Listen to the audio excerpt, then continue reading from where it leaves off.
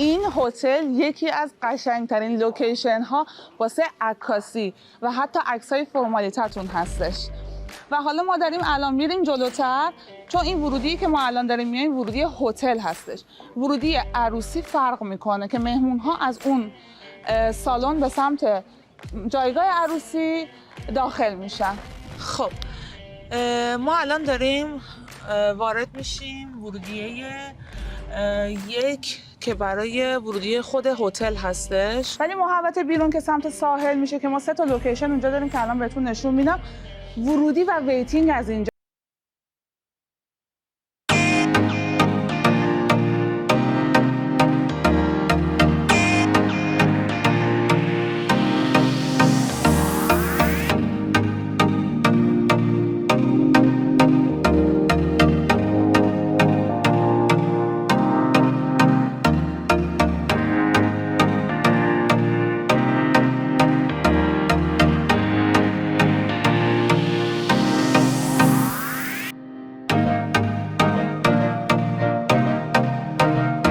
تا 100 نفر ظرفیت داره و واسه عروس خانمای خاص پسند ما میتونیم 2 تا لوکیشن اینجا تعریف کنیم واسهشون.